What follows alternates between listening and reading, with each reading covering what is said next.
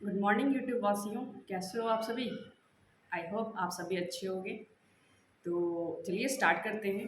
आज का जो हमारा क्लास है वो क्लास हमारा ज्योग्राफी है। ठीक है, किसके लिए है? ये बिहार सुपर टेट के बच्चों के लिए है। यहाँ पे आप अगर देखो तो यहाँ पे ना 2020 लिखा हुआ है 2020, जबकि ये 2023 चल रहा है। तो माफ़ कीजिएगा, यहाँ पे मिस्टेक हो गया। ठीक है, तो इसके पहले हम लोगों ने लास्ट क्लास में क्या देखा था ज्योग्राफी में? तो जो हमारा लास्ट क्लास था ज्योग्राफी का, उसमें हम लोगों ने क्या पढ़ा था? उसमें हम लोगों ने कॉन्टिनेंट देख लिया था। ठीक है, उस हाँ, उसमें ना हम लोगों ने कॉन्टिनेंट देखा था। एंड कॉन्टिनेंट में हम लोगों ने क्या देखा था? जो 7 कॉन्टिनेंट थे उसके बारे में हम लोगों ने पढ़ा। ठीक है, और प्लेट्स कैसे अलग हुए, डिवाइड हुए, वो सब हम लोगों ने देख लिया था। नाउ इस क्लास में हम लोग किसके बारे में बात करेंगे? किसके बारे में चर्चा होगी इस क्लास में? इस क्लास में जो हम लोग बात करेंगे वो हम लोग करेंगे ओशियन वाटर के बारे में। उसके पहले अगर आप लोगों ने हमारे चैनल को सब्सक्राइब नहीं किया है तो सब्सक्राइब कर दें और बेल आइकन को क्लिक कर दें, जिससे जो जो भी हम लोग वीडियो अपलोड करें उसकी नोटिफिकेशन आप तक मिलती रहे। एंड हाँ, इंस्टाग्राम पे एंड फेसबुक पे भी हमें फॉलो करना नहीं भूलिएगा, लिंक उसका डिस्क्रिप्शन में है। ठीक है, now let's start our video. ठीक है, तो आज हम लोग आपसे क्या पढ़ने वाले हैं? आज हम लोग पढ़ेंगे ओशियन के बारे में। ठीक है, और अगर इसका आपको पीडीएफ चाहिए होगा ना तो वो आप मुझे इन्फॉर्म कर देना, तो मैं इसे नोट्स के फॉर्म में, पीडीएफ के फॉर्म में अपलोड कर दूंगी टेलीग्राम पे। तो अगर आपको इसका नोट्स चाहिए होगा तो हमारे टेलीग्राम ग्रुप को भी आप ज्वाइन कर सकते हैं। लिंक सेम उसका डिस्क्रिप्शन में दे दिया जाएगा। Now let's start move to the our topic ocean. ठीक है, सबसे पहले हम जानेंगे ओशियन के बारे में। जो ये वाटर है ना वो हम ओशियन के कॉन्टेक्स्ट में ही पढ़ेंगे, क्योंकि हम लोगों ने कॉन्टिनेंट देख लिया, कॉन्टिनेंट पढ़ लिया, एंड हमारा जो अर्थ है उसमें बेसिकली है क्या? बस कॉन्टिनेंट है एंड ओशियन है। ठीक है, now water cover approximately 71% of earth surface. तो जो वाटर है वो अर्थ का जो है ना 71% को कवर करता है। ठीक है, मान लो कि ये पूरा अर्थ है। ठीक है, तो इसका जो 3/4 पार्ट है ना, 3/4 पार्ट जो है ये पार्ट, ये सिर्फ ओशियन से, वाटर से भरा पड़ा है। इसमें सब चीज़ आ जाएगा आपको, ओशियन, लेक, ग्लेशियर। ठीक है, जो भी है ना ये सारे इसमें आ जाएंगे। एंड बस जो ये 1/4 पार्ट हमारा बचता है ना, यही पार्ट हमारा होता है कॉन्टिनेंट, जिसको हम लोग क्रस्ट भी बोलते हैं। ठीक है, दिस इंक्लूड, अब देखो इस वाटर में क्या क्या इंक्लूड होता है जो मैंने अभी आपको बताया: ocean, sea, lake, river and other water bodies of water. ठीक है, the remaining 29% of the earth surface is made up of land. जो मैंने आपको बताया कि जो 29% है वो लैंड है। ठीक है, क्रस्ट है, कॉन्टिनेंट है वो। ठीक है, इंक्लूडिंग कॉन्टिनेंट एंड आइलैंड। ठीक है, आइलैंड भी कैसा, एक तो ये क्रस्ट ही तो है वो जो आपको समुद्र के बीच में दिखता है। ठीक है, आगे इस पर चर्चा होगी कि वो समुद्र के बीच में वो आइलैंड आता कहाँ से है, उसके बारे में भी बात किया जाएगा। ठीक है, now the ocean are divided into 5 main basin. Ocean को जो है ना 5 मेन पार्ट में डिवाइड किया गया है। ठीक है, Atlantic ocean, Indian ocean, southern ocean या फिर जिसे हम अंटार्कटिक ओशन भी बोलते हैं। ठीक है, Arctic ocean and Pacific ocean. And Pacific ocean is the largest of the 5, covering 63 million square mile. ठीक है, ये तो हमें पता चल गया कि 5 ओशन है। कौन कौन है? Atlantic, Indian ocean, Antarctic ocean, Arctic ocean and Pacific ocean. And जो पैसिफिक ओशन है वो सारे ओशन का, ठीक है, सारे ओशन में सबसे बड़ा ओशियन है। ठीक है, और उसका जो कितने एरिया को वो कवर करता है, तो वो हमारा एरिया को कवर करता है 63 मिलियन स्क्वायर माइल को। ये इंपॉर्टेंट नहीं है, बस जस्ट फॉर नॉलेज ये मैंने आपको बता दिया। तो ऐसा नहीं है कि अब आपको उसको रटने के लिए बैठ जाना है। ठीक है, ऐसा इसमें कुछ भी नहीं है। अच्छा, आप लोगों ने एक गाना सुना है ना, सात समंदर पार में तेरे? तो उस गाने में क्या है, 7 समंदर बोल रहा है ना। बट आपको पता है ये 7 समंदर कैसे हो गए? ठीक है, हमने तो अभी कितने समंदर पढ़े, 5 ही समंदर पढ़े, बट वहाँ पे गाने में क्या बोलता है कि 7 समंदर पार। ठीक है, तो उसमें क्या हुआ है ना, जो हमारा अटलांटिक ओशियन है, ठीक है, ये अटलांटिक ओशियन, इसको 2 पार्ट में डिवाइड कर दिया गया है। एक हो गया हमारा नॉर्थ अटलांटिक एंड दूसरा कर दिया है हमारा साउथ अटलांटिक। ठीक है, जिससे क्या हुआ है ना, 7 समंदर हमारा बन गया है। ठीक है, ना इस फिगर में आप देखो, आई होप इसमें आपको क्लियर दिख रहा होगा कि कहाँ पे आपके कॉन्टिनेंट हैं एंड कहाँ पे आपके ओशन है। ये देखो, पैसिफिक ओशन इस साइड में है, ठीक है, इस साइड में, और इस साइड में आपके पैसिफिक ओशन हो गए, ठीक है। आर्टिक सर्किल के पास आर्टिक ओशन, यहाँ पे आपके आर्टिक ओशन हो गए।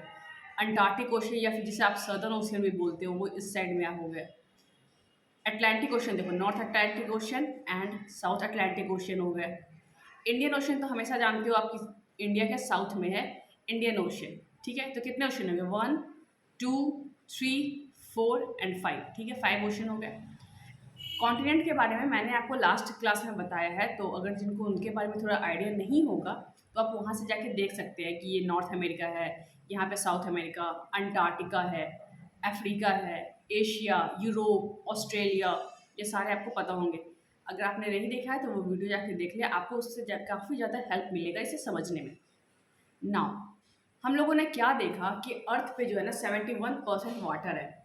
अब उस 71% वाटर को भी किस तरीके से डिवाइड किया गया है वो हम लोग देखेंगे। अगर हम लोग मान लेते हैं कि वो 71% वाटर को 100% हम मान लेते हैं, और अब हम उसे डिवाइड करते हैं कि किसमें कितना कितना पानी है, ठीक है। मान लो ये अर्थ है, इसमें 71% इतना पार्ट जो है ना, ये पार्ट हमारा वाटर है। नाउ इतने पार्ट में से अब कितना पार्ट ओशियन में है वाटर, कितना वाटर आपका आइस कैप के फॉर्म में, कितना ग्राउंड वाटर के फॉर्म में, कितना लेक ग्राउंड वाटर ये सब के फॉर्म में, ठीक है, कितने बायोस्फीयर में है, ये सब को हम जानते हैं, ठीक है। तो हमने मान लिया कि 71% को हमने मान लिया अब 100%, और ये कैसे कैसे अब डिवाइडेड है वो यहाँ पे है। आपके लिए ये थोड़ा जानना इंपॉर्टेंट होगा, ये एग्ज़ाम में आपके ना ऑब्जेक्टिव क्वेश्चन में ना ऑप्शन में ये आ सकते हैं कि ओशन में कितने वाटर हैं, ठीक है।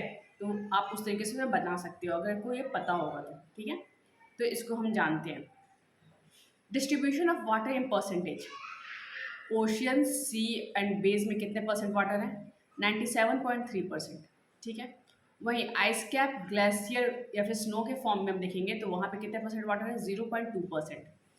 ग्राउंड वाटर में 0.68% वाटर है। बट ग्राउंड वाटर का क्या है, अब तो लोग बोरिंग करके पंप करके सारे ग्राउंड वाटर के पानी को क्या कर रहे हैं, यूज़ कर रहे हैं, तो ग्राउंड वाटर का जो लेवल है ना वो धीरे धीरे धीरे धीरे कम भी होता जा रहा है, ठीक है। लेक एंड रिवर सब में कितने हैं, 0.09%। एटमोसफेयर में कितने वाटर है, 0.0019। एंड बायोस्फीयर में कितने हैं, 0.0001%, ठीक है। इसमें से आप इसे ध्यान रखना एंड ग्राउंड वाटर का आप ध्यान रखना, ठीक है। कहीं ना कहीं ये आपका क्वेश्चन बन सकता है। चलो यहाँ पे देख लो, यहाँ पे कुछ भी नहीं है, बस जो मैंने अभी आपको रिटन में बताया ना, जस्ट उसका ये ग्राफ है यहाँ पे, ठीक है। ये देखो, ये इतना पूरा पानी में ना इतने परसेंट तो सिर्फ और सिर्फ ओशियन है, बस जो हमारे पास पानी है ना वो यही है, फ्रेश वाटर यही है। और इस फ्रेश वाटर में भी क्या है, ग्लेशियर है, ग्राउंड वाटर में कुछ है, कुछ रिवर में है। तो जो सरफेस पे वाटर है बस वही तो हमारे पीने के लिए बचा ना, ग्लेशियर वगैरह पानी तो हम लोग जाके पी नहीं सकते हैं, भले ही वो फ्रेश वाटर है बट उसे हम लोग यूज़ नहीं कर सकते, ठीक है। तो सोचो कि हमारे धरती पे कितना कम पानी है और हम लोग उसे कितने गंदे तरीके से एग्जॉस्ट करते हैं, ठीक है। कई जगह आपको दिखेगा कि नल खुला किसी ने छोड़ दिया, ठीक है, ये सब आपको देखने को मिलेगा। तो हमें पानी को संभाल के रखना चाहिए, जल ही जीवन है, ये सब हम लोग जानते हैं, ठीक है ना। Move to the next slide. इस स्लाइड में क्या है, हमने पहले क्या देखा, ओशियन के कॉन्टेक्स्ट में हम लोगों ने वाटर के बारे में थोड़ा सा जाना, कितने तरीके के ओशियन होते हैं वो हम लोगों ने देखा। नाउ अब हम लोग देखेंगे हाइड्रोलॉजिकल साइकिल। एंड ये हाइड्रोलॉजिकल साइकिल क्या है, कुछ भी नहीं है, ये सेम जिसे आप वाटर साइकिल बोलते हो ना, ये वही है, वाटर साइकिल ये एक तरीके का, ये ठीक है, वाटर साइकिल यही है ना। स्टार्ट करते हैं। The hydrological cycle also known as water cycle, मैंने कहा था ना अभी, it is the continuous movement of water on, above and below the surface of the earth. ये एक जो है ना कंटिन्यूअस एक मूवमेंट है, प्रोसेस है, ठीक है, जिसमें वाटर क्या होता है, ठीक है, ग्राउंड पे रहेगा, फिर ग्राउंड से एबव जाएगा, ठीक है, फिर वो सराउंडिंग करके ना फिर वो ग्राउंड पे आएगा, फिर अंडरग्राउंड वाटर, फिर इवापोरेशन की मदद से फिर वो ऊपर जाएगा। एंड ये साइकिल जो है ना कंटिन्यूसली चलता रहेगा। तो अभी हम लोग इसके बारे में डिटेल में जानेंगे कि वो कैसे होता है। The main component of hydrological cycle include, जो हाइड्रोलॉजिकल साइकिल में है उसमें कुछ मेन इंपॉर्टेंट पॉइंट है, वो क्या क्या है, evaporation, condensation, precipitation, runoff and इनफिल्टरेशन। अब इसे हम ओवरव्यू शॉर्ट में, इवापोरेशन कैसे, जैसे कि मान लो कि पानी नदी में है, ठीक है, सूरज के तापमान से वो गर्म हुआ, एवापोरेट हुआ, ठीक है। एवोपरेट होके वो एटमॉस्फेयर में गया, एक हाई एल्टीट्यूड पे जाके वहाँ पे जो टेम्परेचर है उसका टेम्परेचर कम है वहाँ पे, ठीक है, एक हाई एल्टीट्यूड पे। तो वहाँ पे वो सारा पानी क्या हुआ, कंडेंस्ड हो गया, फ्रिज हो गया, ठीक है। उसके बाद जब वो काफ़ी ज़्यादा हैवी हो गया, कंडेंस होते होते बहुत सारे वाटर मॉलिक्यूल्स वहाँ पे जमा हो गए, और जब वो हैवी हो जाता है ना देन वो उसे कैरी नहीं कर पाता। तो अगेन वो प्रेसिपिटेशन के फॉर्म में, बारिश के फॉर्म में, स्नो के फॉर्म में, हेल के फॉर्म में वो वापस हमारे ग्राउंड पे आता है, ठीक है। प्रेसिपिटेशन तक हो गया। अब आया वो तो रन ऑफ हुआ, कुछ सरफेस पे चलते चलते नदी में चला गया, कुछ ग्राउंड अब्जॉर्व कर लिया सॉइल की मदद से, वो ग्राउंड वाटर में चला गया, ठीक है, इनफर्टिलाइजेशन हो, ठीक है, इनफिल्ट्रेशन हो गया। एंड फिर अगेन जो लेक में पानी गए, फिर वही धूप के कारण फिर से वो इवोपोरेशन होगा, फिर से कंडेंस होगा, फिर से प्रेसिपिटेशन होगा, फिर से रन ऑफ, ठीक है, इनफिल्ट्रेशन, ये सारे प्रोसेस चलते रहेंगे, ठीक है। ये हमेशा सर्कुलर फॉर्म में चलता ही रहता है कंटिन्यूअसली, ठीक है। ये कुछ कंपोनेंट है हाइड्रोलॉजिकल साइकिल के, वाटर साइकिल के। अब हम लोग इसका देखते हैं कि अब इसमें पॉइंट में क्या कह रहा है। फर्स्ट पॉइंट है हमारा evaporation. This is the process by which water change from liquid state to gaseous state. इसमें क्या होता है ना, लिक्विड स्टेट से गैसेस स्टेट में वाटर चेंज होता है। कैसे? लेक में पानी किसके फॉर्म में, लिक्विड के फॉर्म में, बट जब वो इवोपरेट करता है तो वो भाप बन के उड़ता है, ठीक है, भाप बन के वो ऊपर जाता है। तो भाप किस फॉर्म में होता है, वो होता है गैस के फॉर्म में, ठीक है। Primarily from earth surface such as, देखो यहाँ पे लिखा हुआ है ना, ओशियन, लेक एंड रिवर, ठीक है, ocean, lake and river, due to the heat energy from the sun. ये मैंने आपको बता दिया, ठीक है, ये आपको समझ में आ गया होगा। अगले स्लाइड पे हम लोग चलते हैं।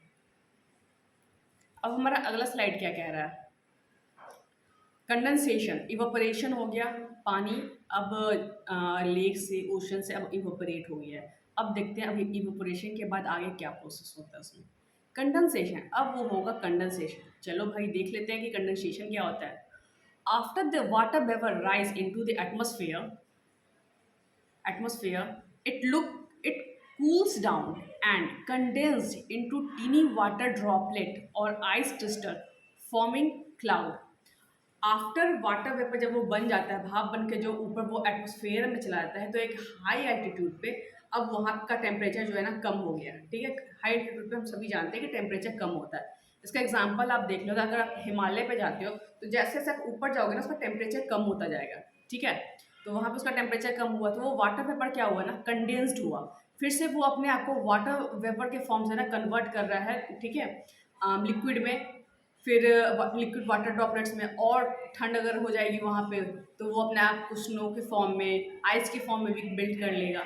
तो वो अब क्या हुआ, कंडेंस्ड हो गया टीनी वाटर ड्रॉपलेट्स के फॉर्म में, आइस क्रिस्टल के फॉर्म में, और उससे वो क्या बनाया, सारे ड्रॉपलेट जब कलेक्ट हुए तो उससे हमारा बन गया क्लाउड, ठीक है, फॉर्मिंग क्लाउड। ठीक है, चलो क्लाउड तो बन गया, उसके बाद कैसे वो पानी आएगा नीचे देख लेते हैं।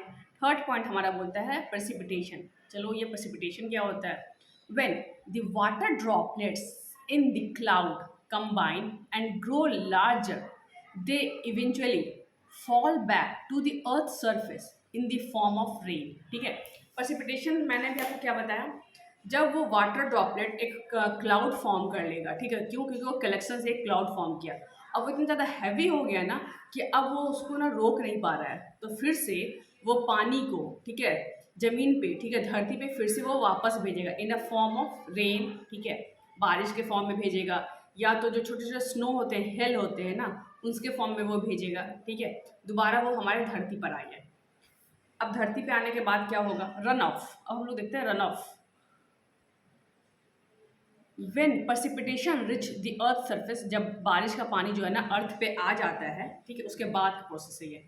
इट आइदर इनफिल्टरेशन, या तो वो इनफिल्टर हो जाता है इनटू द सॉइल, ठीक है, सॉइल के अंदर जो कुछ पानी तो सॉइल एब्जॉर्ब करेगा ना, जो ग्राउंड वाटर में हमारा चल जाएगा, and run of over the land, या तो कुछ जो है ना लैंड के ऊपर में ही रन ऑफ करेंगे, depending on the factor such as soil type, vegetation cover and slope of the land. ये सब किस पे डिपेंड करता है, वहाँ के सॉइल पे, वहाँ का सॉइल कैसा एब्जॉर्ब कितना वो कर पा रहा है, वहाँ का वेजिटेशन कवर कैसा है, वहाँ पे जंगल है तो वो ज़्यादा अब्जॉर्ब करेगा, अगर वो प्लेन सरफेस है, ठीक है, जैसे कोई सड़क है तो वहाँ पे तो पानी अब्जॉर्ब नहीं होता ज़्यादा, ठीक है। स्लोप, लैंड के स्लोप पे वो डिपेंड करेगा।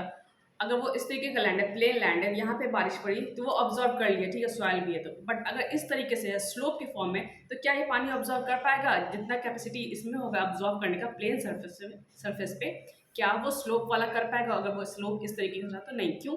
क्योंकि जब बारिश की पानी पड़ेगी ना धरती पे, तो वो स्लोप हो जाएगा, ठीक है, फिसलते हुए नीचे आ जाएगा, तो वो इस पोर्शन पे ना उसे इनफिल्टर नहीं कर पाएगा, ऑब्जॉर्व नहीं कर पाएगा, ठीक है। ये था इसका कहने का मतलब। Run of accumulate in river, stream and eventually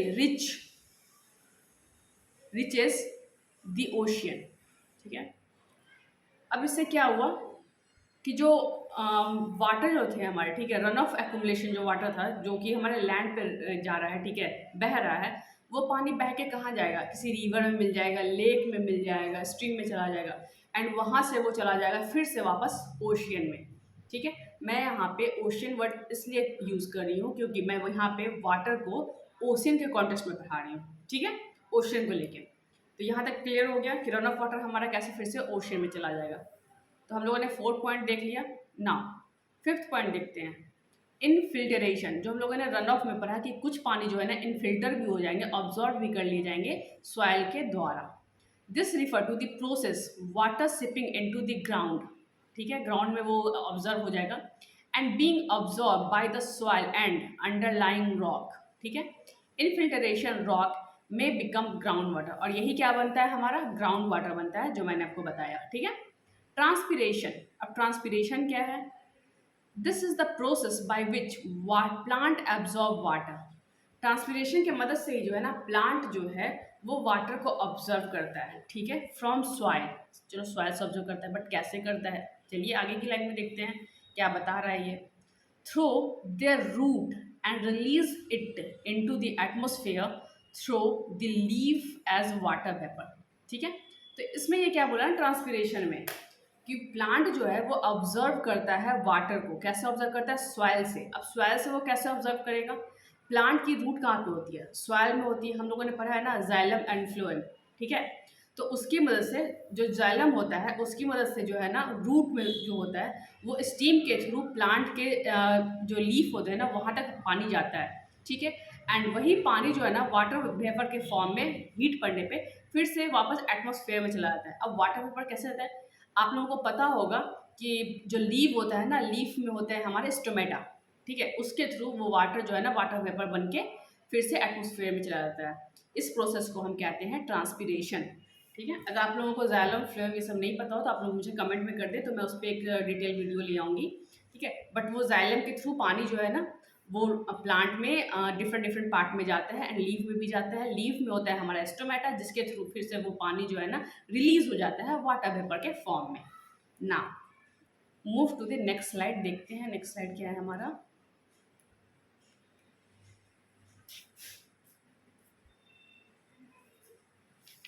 ठीक है, चलो नेक्स्ट।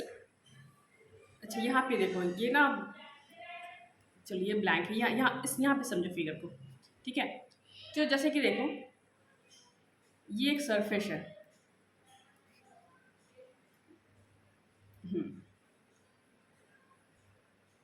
चलो ये पानी है, ठीक है, यहाँ पे सन है, ठीक है, ये सन हो गया हमारा। सन क्या किया ना, सन का हीट पड़ रहा है पानी पे, ठीक है।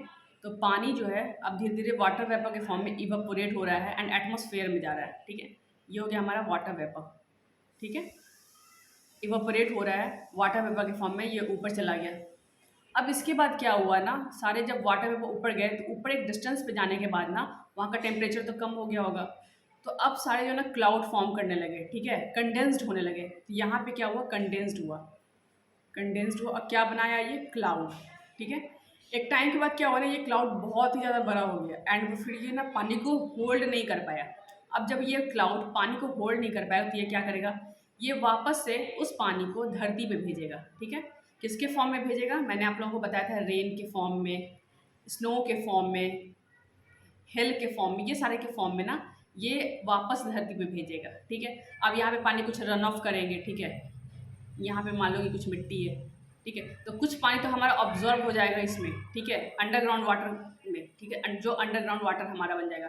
कुछ पानी जो ऑब्जॉर्व नहीं होगा, फिर ये पानी जो है ना इसी फ्लो पे चलता रहेगा, ठीक है, और ये फिर से दोबारा जाके मिल जाएगा कहाँ पे, ये हमारा दोबारा जाके मिल जाएगा ओशियन में। एंड फिर same process, water vapour, condensation, rain, कुछ आपके ऑब्जॉर्व हो जाएंगे धरती में, ठीक है, और कुछ जो है ना रन ऑफ करेंगे इस प्लेन पे, ठीक है, एंड फिर वो वापस कहाँ चले जाएंगे, ओशियन में, ठीक है।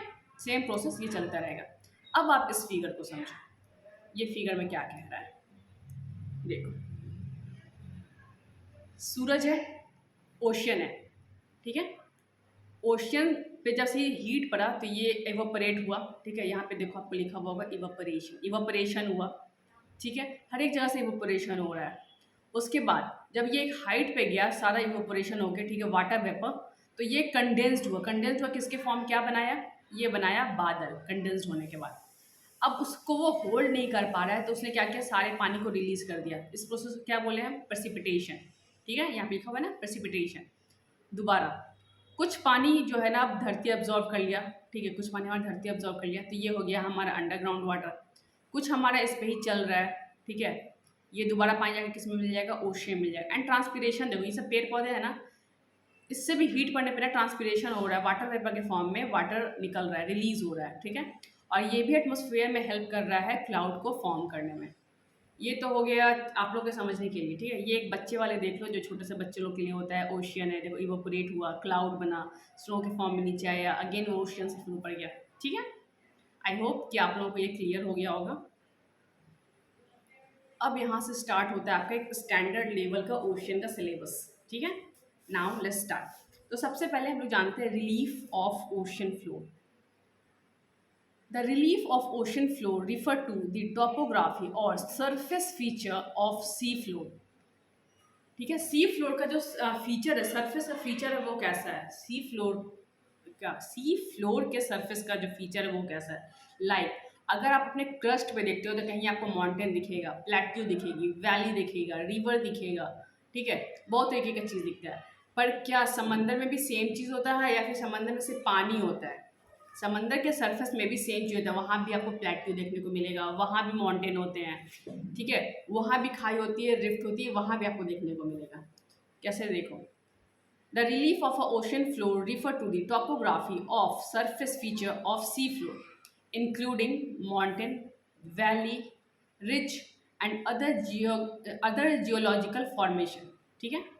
The ocean floor is not flat, इसमें क्या पता चलता है कि जो ओशन फ्लोर है हमारा वो फ्लैट नहीं है, ठीक है। चलो अब हम लोग देखो कि मान लो ये हमारा कॉन्टिनेंट है और ये हमारा समंदर है, ठीक है, ये है ओशियन एंड ये है हमारा क्रस्ट जिस पे हम लोग हैं, ठीक है, और यहाँ पे ऊपर ये पूरा पानी है। अगर आप इसे ऊपर से देखते हो, ठीक है, टॉप व्यू अगर आप इसका लेते हो तो आपको क्या दिखता है, सिर्फ ओशन ही ओशन आपको दिखता है, वो भी एकदम प्लेन। अगर आप किसी समंदर के किनारे चल जाओ और आप दूर तक देखोगे ना तो सिर्फ आपको ब्लू ब्लू ब्लू पानी दिखेगा, ठीक है, आपको लगेगा कि समंदर कितना बड़ा है, एकदम प्लेन है। बट दरअसल जो हमारा ओशियन होता है वो वैसा नहीं होता है। ओशियन का देखो सरफेस जो है ना ये है, इस सरफेस पे ना कहीं ऐसे पहाड़ बने रहेंगे, कहीं ऐसे वैली होंगी, कहीं पे ऐसे वोल्केनो हो रहा होगा, ठीक है, ये सारे प्रोसेस अंदर में चलते रहते हैं। बट वो ऊपर से पूरे पानी से कवर है, तो हम लोगों को क्या लगता है ऊपर से देखने में कि वो पूरे फ्लैट है, ठीक है ना। मूव करते हैं हम आगे, इसमें क्या क्या कह रहा है, ठीक है। Here are some major relief found in ocean floor.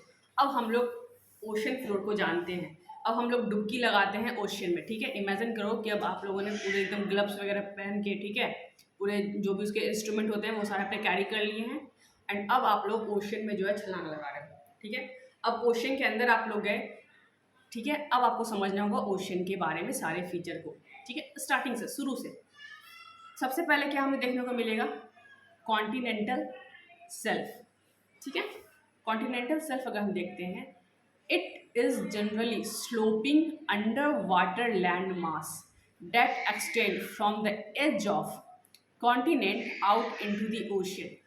Continental shelf क्या है, ये एक स्लोप है, ठीक है, बहुत ज़्यादा स्लोप ये नहीं होता है, ठीक है, ये स्टार्टिंग पॉइंट होता है ओशियन का, जहाँ से जो है ना हमारा ओशियन स्टार्ट होता है। ये आप देख लो, मान के चलिए ये यहाँ पे कॉन्टिनेंट है, ठीक है, और ये यहाँ से देखो ना, यहाँ से हल्का सा एकदम शैलो स्लोप है, ठीक है, ये पोर्शन, इतना पोर्शन, ये हो गया हमारा कॉन्टिनेंटल सेल्फ। चलो इसको और बेटर समझने के लिए हम लोग अपने पॉइंट्स को पढ़ते हैं कि ये पॉइंट्स क्या कह रहा है। कॉन्टिनेंटल स्लेव, ठीक है, shelf are relatively shallow area, shallow area होता है, ठीक है, ये बहुत ज़्यादा गहरा नहीं होता है, ठीक है, सैलो होता है ये, ठीक है, यूजुअली लेस देन 200 मीटर, ठीक है, डीप, ये 200 मीटर डीप से ना कम ही होता है, ठीक है, मैक्सिमम भी ये जाएगा अगर तो ये 200 मीटर जाएगा। हम लोग को सोचने में लगेगा कि यार 200 मीटर, ये मतलब भाई हम लोग कितने डूब जाएं, ठीक है, बट अगर आप ओशियन को कॉन्टेस्ट में रख के चलो, अगर आप ओशियन से कंपेयर करो तो ये 200 मीटर कुछ भी नहीं है। इसलिए कॉन्टिनेंटल सेल्फ को जो है ना हम लोग बोलते हैं कि ये ज़्यादा गहरा नहीं है, ज़्यादा ये शैलो नहीं है, ठीक है, ये हार्डली 200 मीटर तक ही होता है, ठीक है, and it is gradually slope. इसका स्लोप कैसा है? ग्रेजुअली। इसका स्लोप पता है कितना होता है? 1 डिग्री, ठीक है, ये ना मात्र जो इसका प्लेन है ना, ये मान लो कॉन्टिनेंट है, इसका स्लोप होता है ना, ये मात्र 1 डिग्री होता है, ज़्यादा इसका गहरा ही नहीं होता, ठीक है, 1 डिग्री का इसका स्लोप होता है।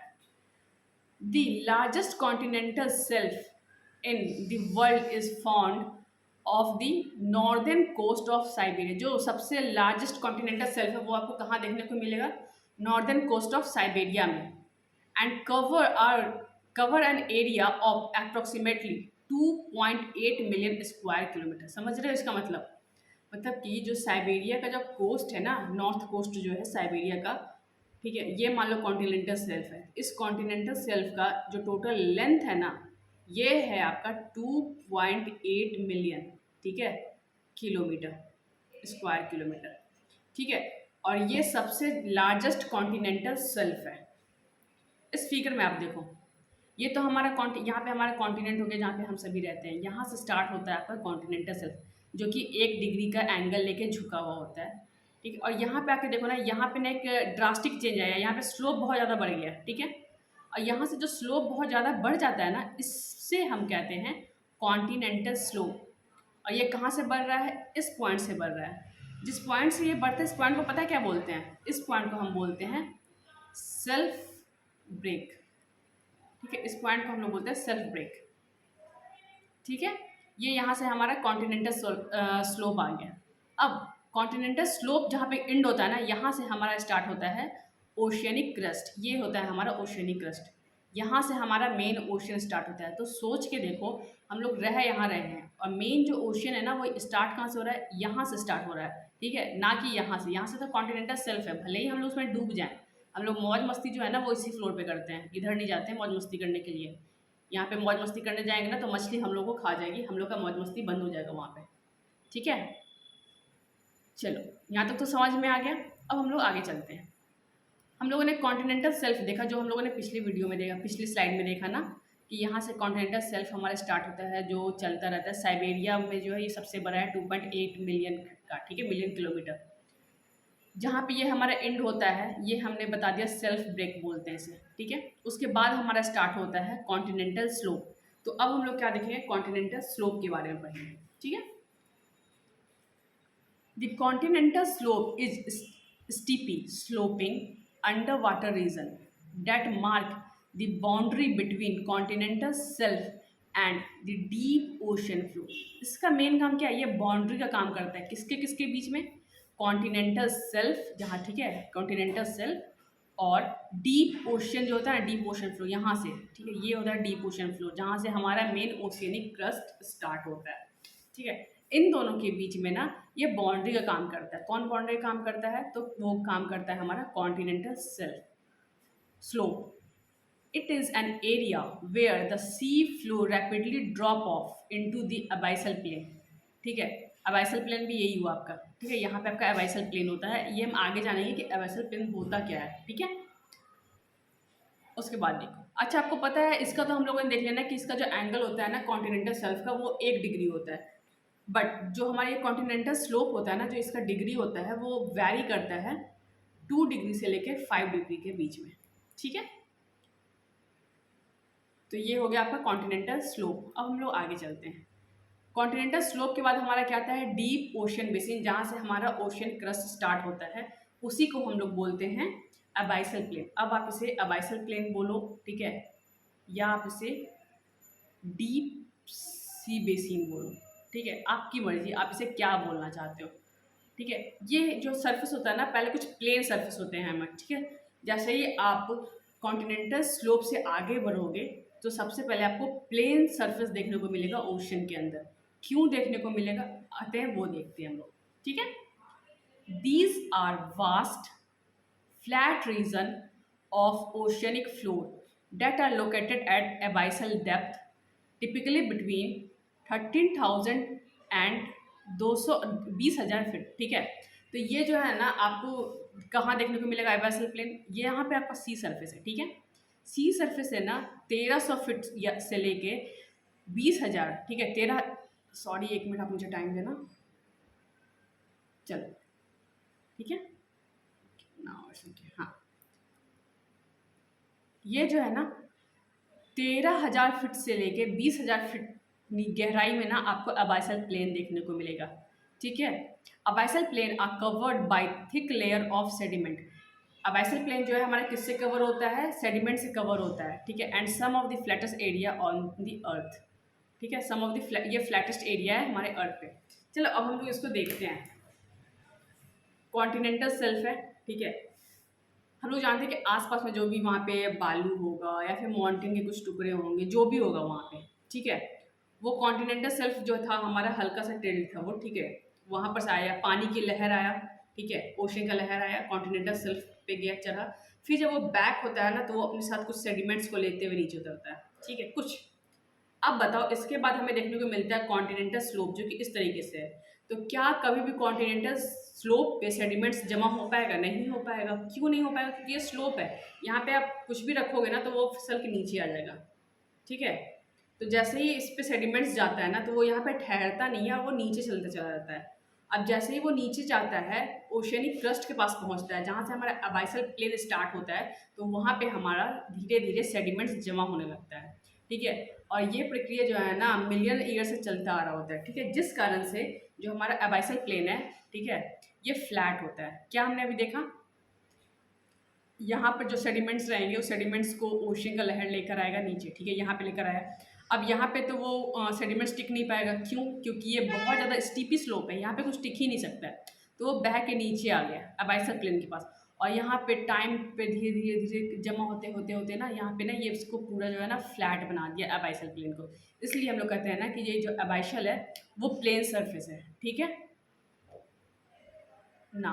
Abyssal plane mid oceanic reach पे, ठीक है, मिड एशियानिक रीच। अब ये हमें कहाँ पे देखने को मिलेगा, चलो एक आपको मैं ओवरव्यू दे रही हूँ यहाँ पे, ठीक है। अभी तक जो हम लोगों ने देखा ये हमारा कॉन्टिनेंट था, ठीक है, ये हमारा हुआ कॉन्टिनेंट। उसके बाद कॉन्टिनेंट के बाद हमें क्या देखने को मिला, कॉन्टिनेंट के बाद हमें यहाँ पे देखने को मिला ये हमारा हो गया कॉन्टिनेंटल सेल्फ, ठीक है, जो कि 1 डिग्री पे थोड़ा सा एंगल्स का झुका होता है। अब इसके बाद हमें क्या देखने को मिला, इसके बाद हमें देखने को मिला यहाँ पर से कॉन्टिनेंटल स्लोप, ये हो गया हमारा कॉन्टिनेंटल स्लोप। कॉन्टिनेंटल स्लोप के बाद हमारा क्या स्टार्ट हुआ, कॉन्टिनेंटल स्लोप के बाद हमारे यहाँ पे स्टार्ट होता है अबाइसल प्लेन, ये हो गया हमारा अबाइसल प्लेन, जो कि प्लेन होता है। क्यों होता है इसका मैंने रीज़न आपको दे दिया, ठीक है। हम लोगों ने क्या देखा, ये पोर्शन हमारा क्या है, कॉन्टिनेंट, यहाँ से यहाँ तक का पोर्शन हमारा क्या है, कॉन्टिनेंटल सेल्फ, ठीक है। यहाँ से लेके इस पोजीशन से लेके इस पोजीशन तक का हमारा क्या है, इसे हम बोलते हैं कॉन्टिनेंटल स्लोप, ठीक है। और ये पोर्शन हमारा क्या था, इसे हम लोगों ने क्या बोला था, अबाइसल प्लेन, ठीक है। अब अबाइसल प्लेन से जब आप लोग आगे चलोगे ना, ठीक है, तो यहाँ पे आपको देखने को मिलेगा मिड ओशियनिक रिज, ठीक है, ये यहाँ पे आपको मिड ओशियनिक रिज देखने को मिलेगा। अब ये मिड ओशियनिक रिज क्या होता है, यहाँ पे नीचे में होता है लावा, ठीक है। और लावा क्या होता है ना, यहाँ से मैग्मा जो है ना निकलता है, ठीक है। अब मैग्मा जब यहाँ से निकलता है ना तो ये धीरे धीरे करके ना आप देखोगे ये ऊपर बढ़ता जाएगा, ठीक है। और इसकी ना बहुत मतलब ये ना माउंटेन की तरह फॉर्म होते रहता है, ठीक है, रिज, ठीक है। मैंने इसके पहले भी आपको वीडियो में बताया है, प्रीवियस वाले वीडियो में, ये कैसे होता है। यहाँ पे ये माउंटेन की फॉर्म में ये मैग्मा निकलेगा और यहाँ पे ये कूल डाउन होता रहेगा, तो इसे हम लोग बोलेंगे मिड ओशियनिक रिज। अब हम लोग मिड ओशियनिक रिज तक पहुँच गए हैं, ठीक है, ये आपको फिगर समझ में आ गया। अब हम लोग आगे बढ़ते हैं मिड ओशियनिक रिज के बारे में। These are long underwater mountain chain that run through the Earth ocean. They are catastrophic.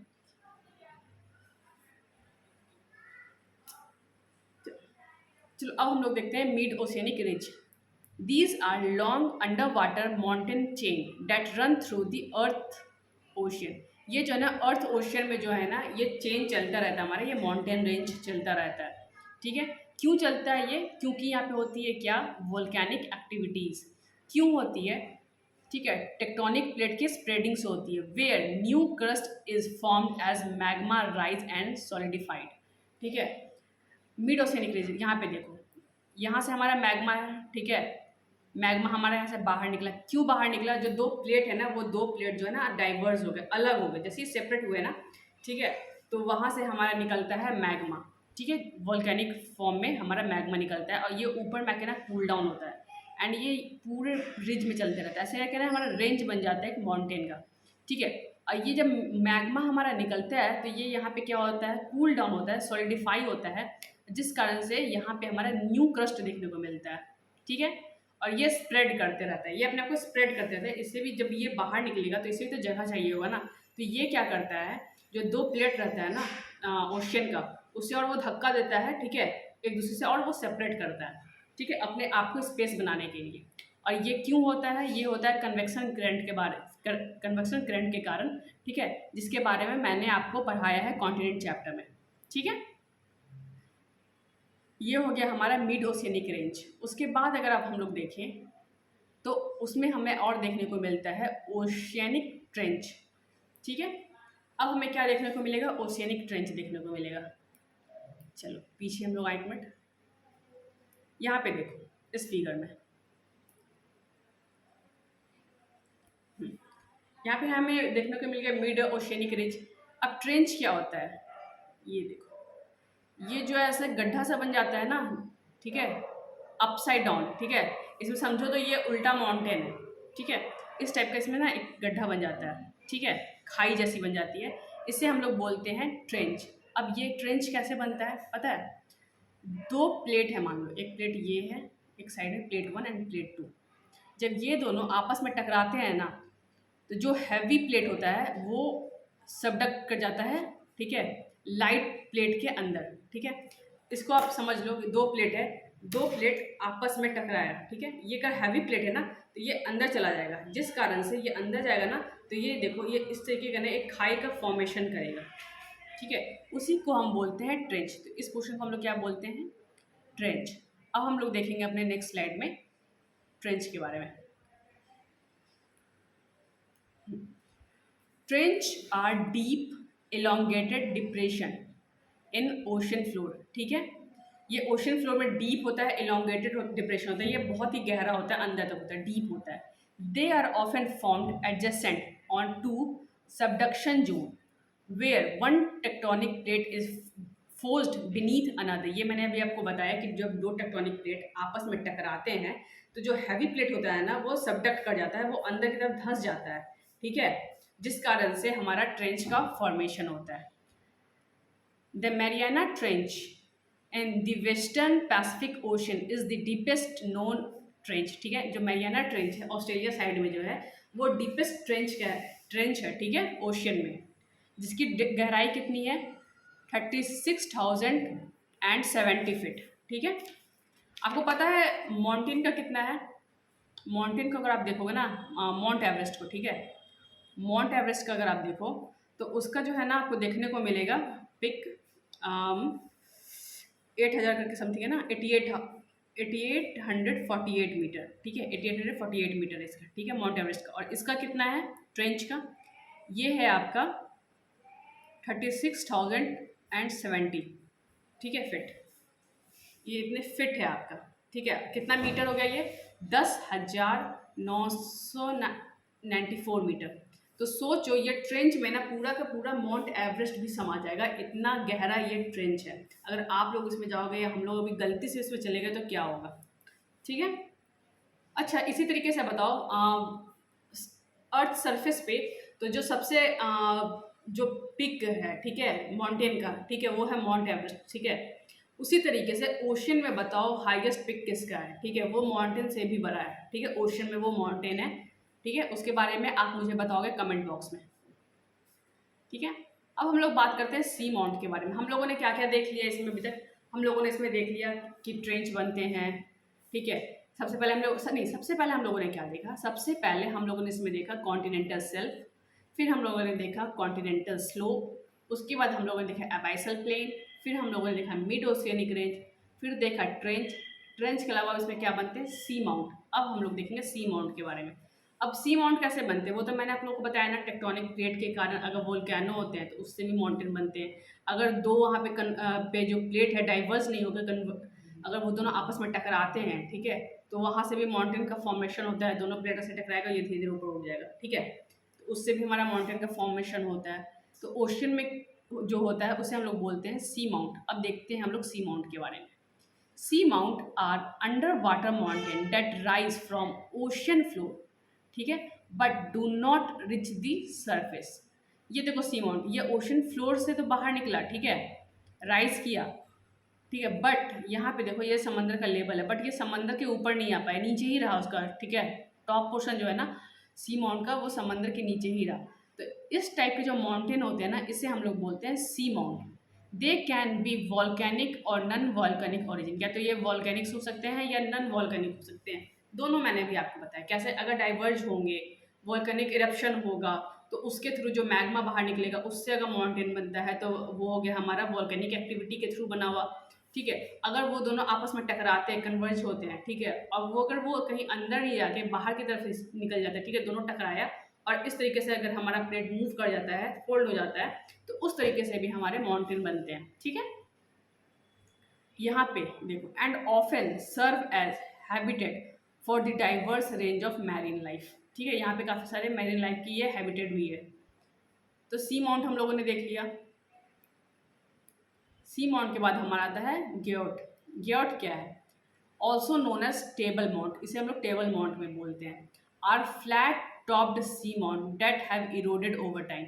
ये जो ग्योट है ना, वो पहले हमारा सी माउंट हुआ करता था। देखो आप सी माउंट को देखो, सी माउंट यहाँ पे देखो, इसका पिक देखो, नोकीला है, ठीक है। Over the period of time क्या होता है ना, इसमें इरोजन होता है, ठीक है, इस पर पानी का बहाव से ना प्रेशर लगा तो इसमें इरोजन हो, एक टाइम के बाद क्या होता है, इसका इतना पोर्शन जो है ना वो इरोड हो जाता है, तो वो किस चीज़ का फॉर्मेशन ले लेता है? ग्योट के फॉर्म में वो आ जाता है, ठीक है। किसके फॉर्म में वो आ गया? ग्योट के फॉर्म में। सी माउंट में हम लोगों ने क्या देखा? सी फ्लोर से तो वो राइज करेगा बट वाटर लेवल के ऊपर नहीं आएगा, ठीक है, तो उसे हम लोग बोलेंगे सी माउंट। बट अगर sea mount over the period of time उसका ऊपर का जो टॉप पोर्शन है तो वो उसमें इरोजन हो जाए, ठीक है, इरोजन होकर अगर वो फ्लैट सरफेस अगर अपना बना ले तो उसे हम बोलेंगे ग्योट, जिसे हम लोग फ्लैट टॉप्ड सी माउंट के नाम से भी जानते हैं, ठीक है, also known as flat topped sea mount. देखो अब हम लोग अपने जो है ना, अगला जो हमारा स्लाइड है वो स्लाइड है हमारा factor affecting temperature of ocean, और इस स्लाइड को हम लोग पढ़ेंगे अपने अगले वीडियो में, नेक्स्ट क्लास में, ठीक है, जो मैं आप लोगों का कल लूँगी। तब तक के लिए आप लोगों को जितना मैंने अभी आप लोगों को बताया है, ठीक है, उसका मैं आपको रिवाइज करवा दे रही हूँ कि मैंने अभी तक आप लोगों को उसे क्या डिस्कस किया है। तो सबसे पहले हम लोगों ने देखा ओशन के बारे में।